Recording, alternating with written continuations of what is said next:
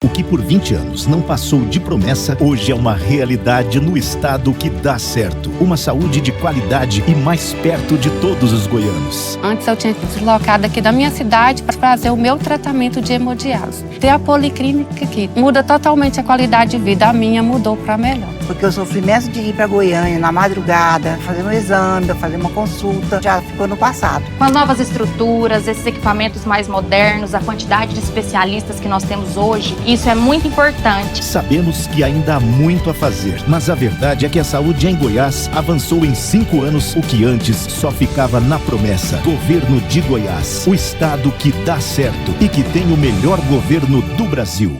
Oi, meu nome é Bárbara Noleto, eu sou repórter do Jornal Opção e hoje eu estou aqui com o Lúcio Albuquerque, um dos fundadores da Cerrado Galeria. Muito obrigada por vir aqui hoje, seja bem-vindo ao Jornal Opção. Obrigado pelo convite. E eu queria começar a nossa conversa falando um pouco sobre a arte em Goiás. Eu queria, talvez, que você falasse alguns dos nomes que estão hoje lá na galeria.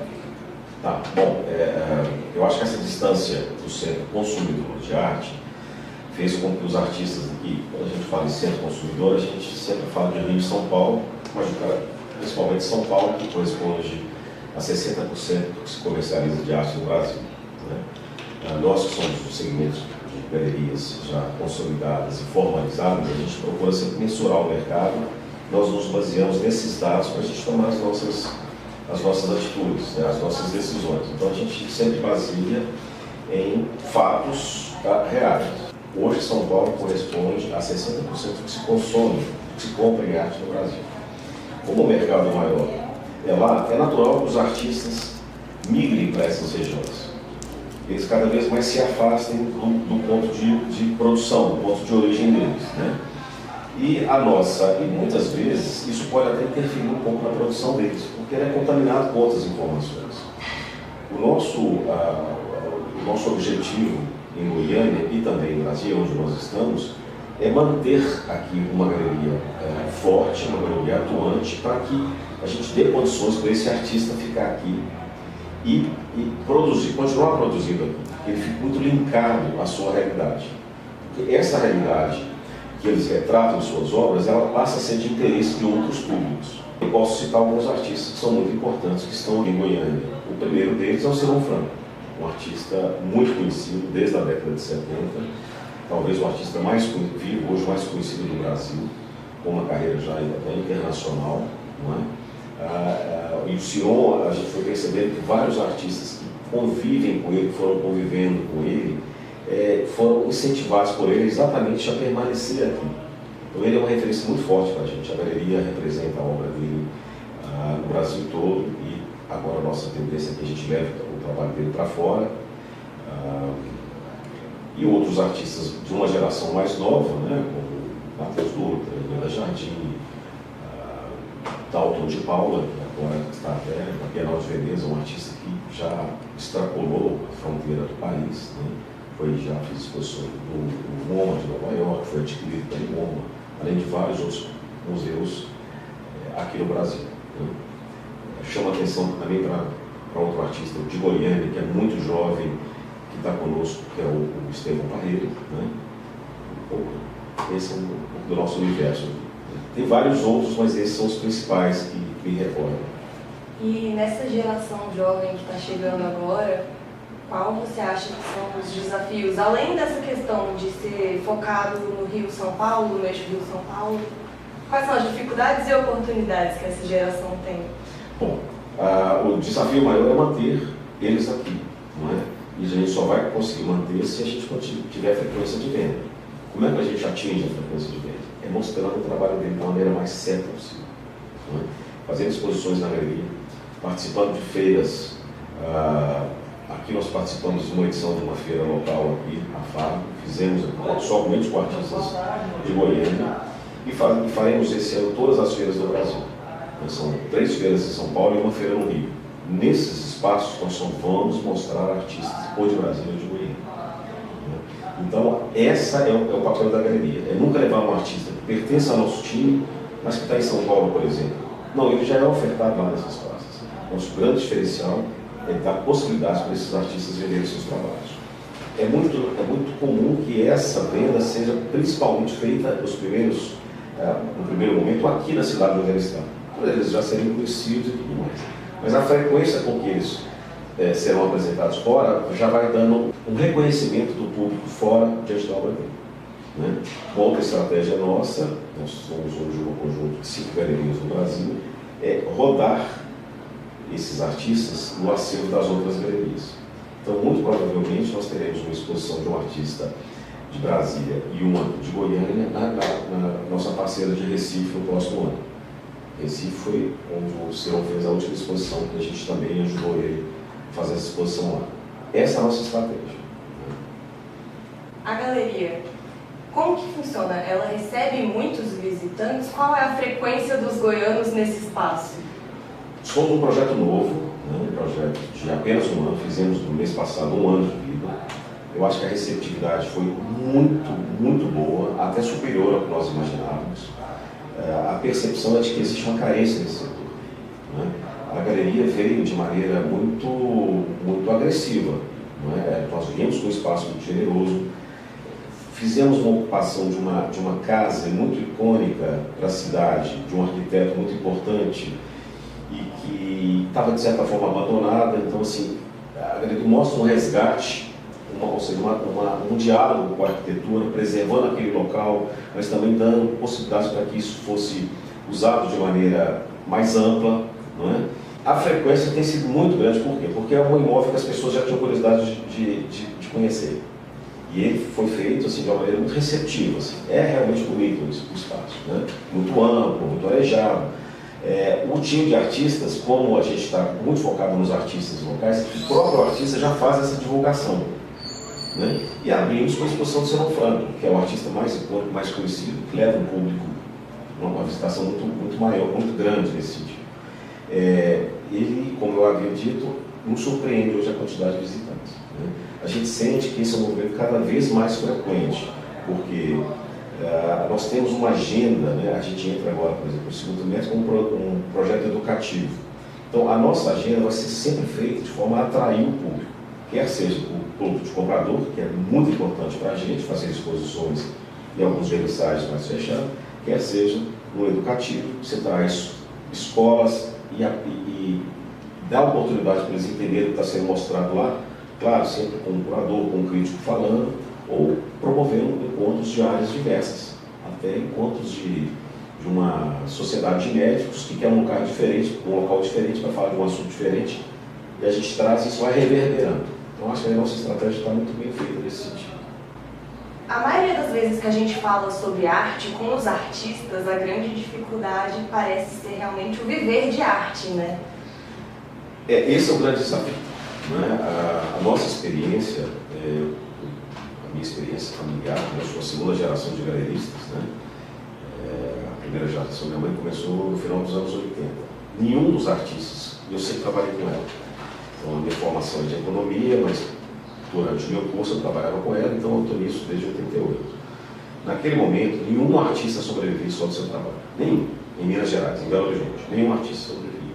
Um era um arquiteto, um programador visual, o artista mais importante que nós tínhamos naquela época, que já havia até participado do Bienal de São Paulo, ele era fazer cenário para o grupo Corpo, o grupo de dança Corpo, não é? E a gente foi percebendo ao longo do tempo que essa tendência foi de cada vez mais. Isso foi muito lento, mas foi uma tendência assim, nesse sentido do artista viver mais de arte. Nós começamos a entender que se o artista ele divide o tempo dele entre a produção e uma outra atividade para sobreviver financeiramente, a produção não é ingênua, isso não vai refletir em sucesso na carreira dele. Então, quando a gente entende que um artista tem uma pegada, uma pesquisa mais séria, um comprometimento muito sério, a galeria dá um jeitinho de ajudá-lo em algum momento. Sabe? Quer seja correndo atrás de um patrocínio, fazer um livro através de leis de incentivo, ou às vezes fazer algumas compras adiantadas, ou seja, tem que estar parceiro. Não é? O grande desafio inicial é isso, mas a gente, quando tem um feeling de que aquilo vai dar certo, a galeria é a primeira pessoa a apoiar. Isso sempre acontece com as galerias já formalizadas. Né? Eu bato muito nessa tecla, sabe?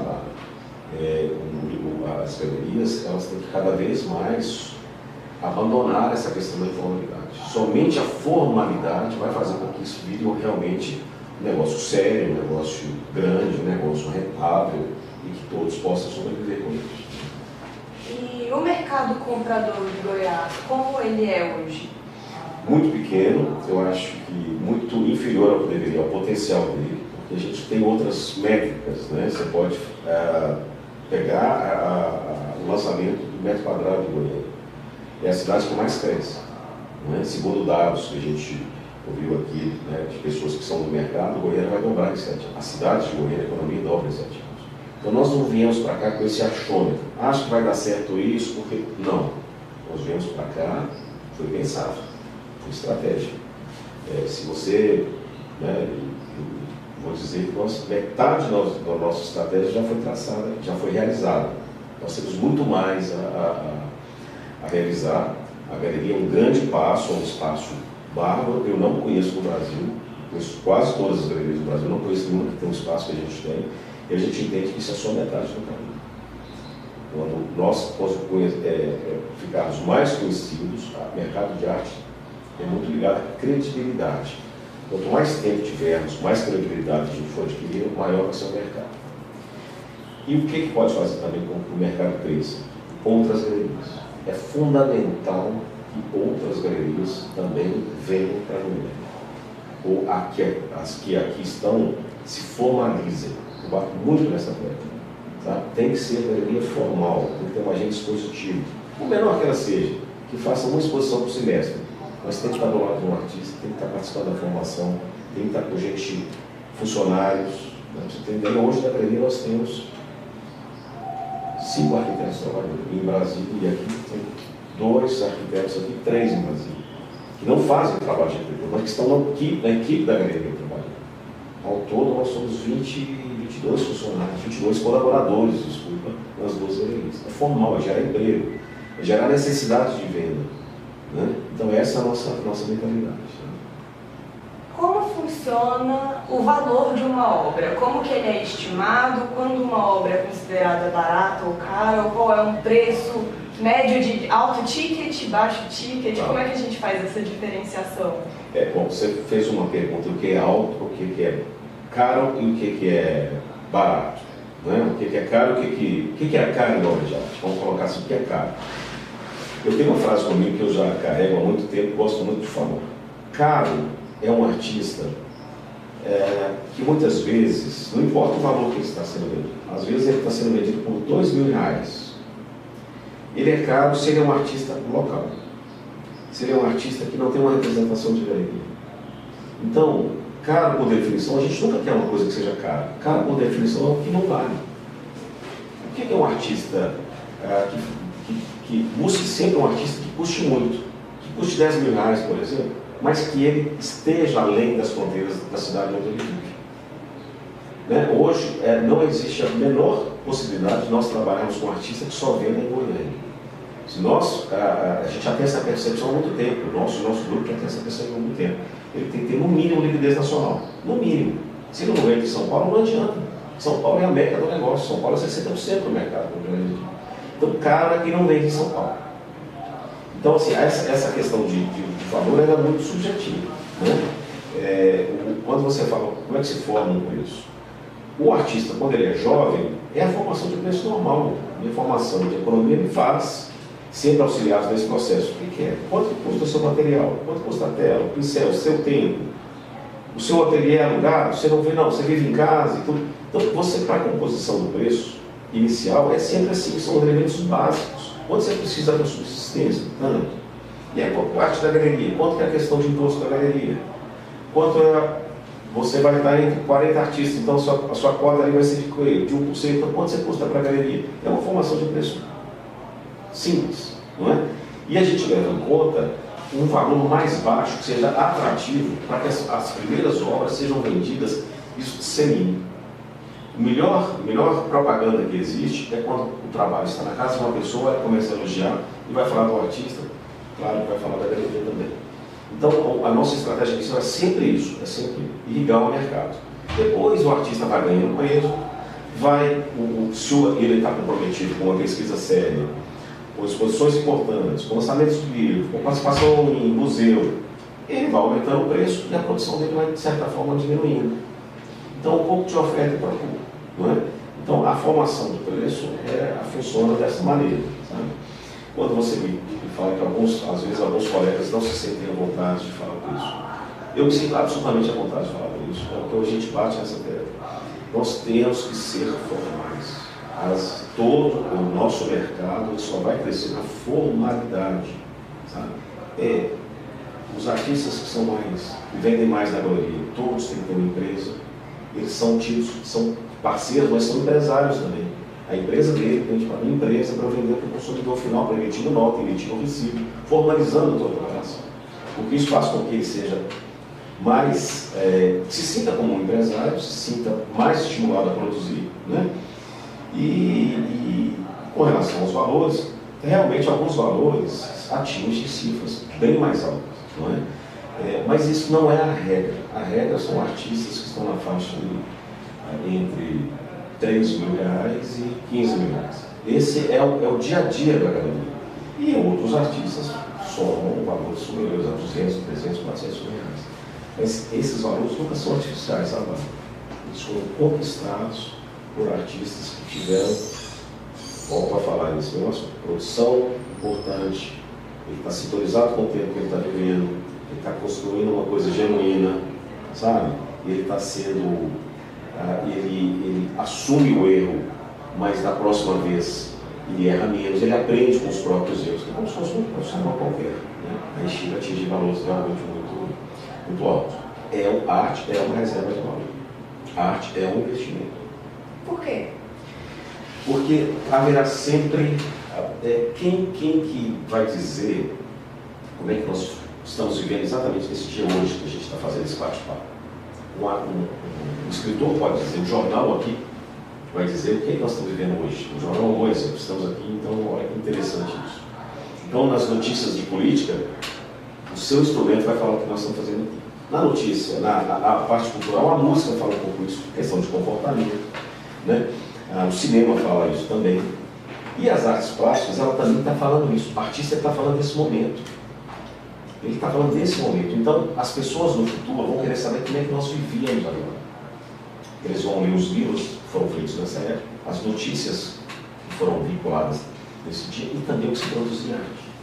Esse interesse, isso é um interesse real. As pessoas vão sempre olhar para trás.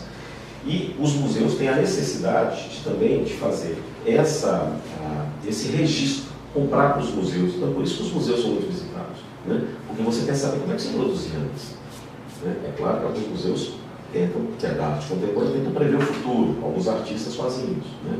Mas a arte é valorizada por isso, porque sempre tem interesse nesses assuntos passados, né? E quando você tem muito interesse e pouca oferta, se traduz em preço, né? É uma reserva de valor, né? Não é a regra. A gente sempre acha, todo artista quando falece, por exemplo, valoriza. Não é a regra. Se ele tem uma produção registrada, se ele tem quase toda a obra catalogada, se ele tem essas questões da falsificação, por exemplo, né? Se ele tem uma preocupação em tirar do mercado, em denunciar todas as obras falsas e falar ao mercado, que é uma coisa que acontece com recorrência, ele vai ser valorizado. Agora, se ele tem uma postura só passiva, não, eu estou vivendo aqui, estou bem, se uma obra falsa minha, não vou tomar providência, deixa lá, não quero registrar minha obra, não quero emitir certificado, ele não tem galeria que me representa, eu acho que a chance disso ir para frente é muito pequena. A história tem nos dito que isso é muito pequeno. A arte é uma reserva de valor.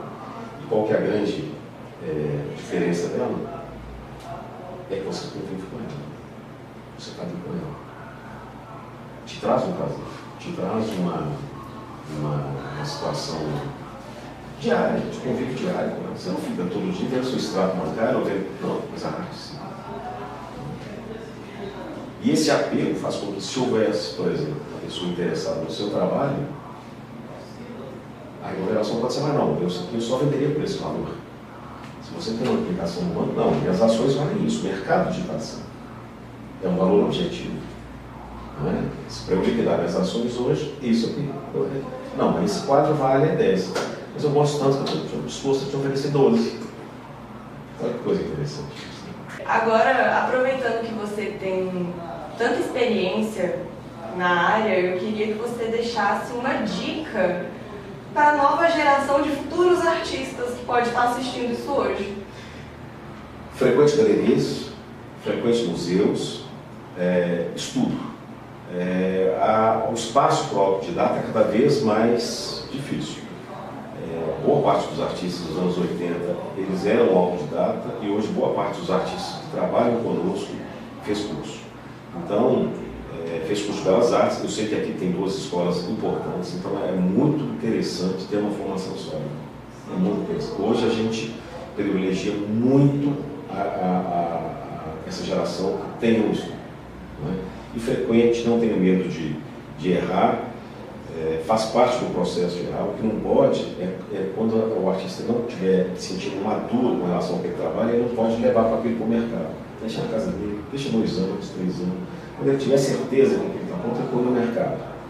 Porque se ele coloca tudo que ele produz no mercado, muitas vezes, se ele está inseguro, muitas vezes é um trabalho mais fácil, que pode jogar para baixo. Os artistas que têm realmente muita valorização, eles têm essa preocupação. Produzir um trabalho, será que isso está bom? Se ele tem essa dúvida, não está na hora de ir para o mercado. Espera um pouco. Peça uma assessoria a um curador, a um outro crítico, tem um olhar crítico, às vezes, de um outro amigo artista. E frequente galerias, museus. É isso. Muito obrigada pela sua participação hoje. Obrigado pelo convite. Eu acho que é um assunto que interessa a todos, né? Gostaria só de frisar que a galeria está sempre aberta ao visitante. As pessoas que nos buscam não precisam necessariamente estar buscando uma obra para comprar. Mas é um espaço também, ele é aberto justamente para isso, para convidar as pessoas para terem um outro olhar sobre o que se produz hoje, né? E tomara que vocês gostem do que a gente está mostrando lá e da nossa proposta. É isso. Muito obrigada. Obrigado.